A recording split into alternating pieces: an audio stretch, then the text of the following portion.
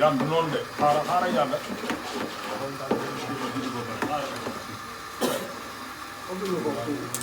xool paas. xaaral ma xool leen ba pare. ana beneen bi mooy biñ doon reen. bu weex la ne de bu weex la. jàppale.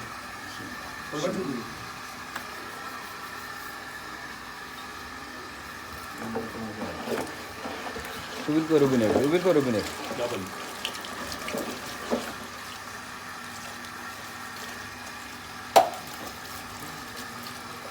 mën na ma jox nga téye nga jàpp.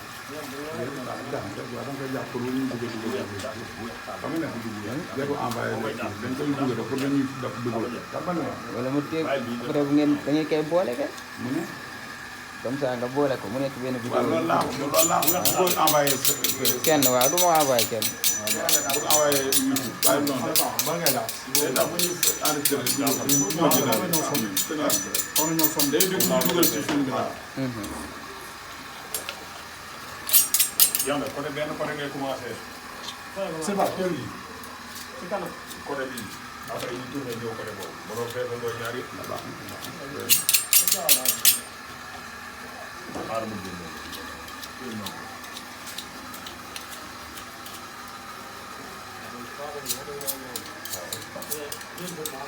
waaw kon kaay fii ma jël am dawul fees côté bële. nga paagul ñëw waaw kaay fees si. benn côté rek moo mën a dem. waaw moo mën a bokk. waaw yooyu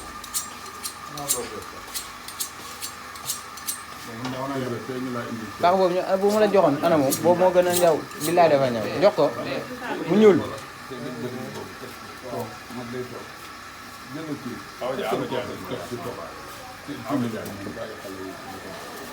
ay ana paak bu ñuul bu ma la joxoon boobu dafa gaaw de mu gën a ñaw. tey revenez bi yàlla. allo. allo waaw kooku la. waaw ngañ. waaw Cheikh yow naka lépp jàmm. waaye naka waa.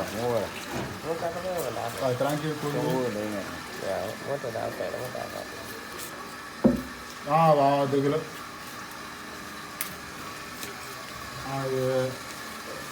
masa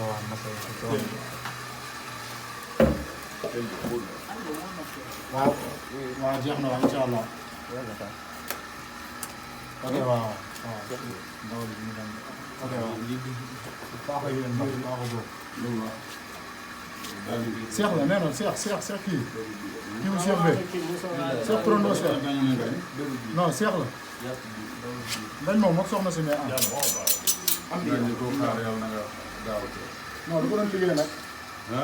dem si jul si day liggéey quoi moo tax si kii bi pétéage yi yooyu lay liggéey.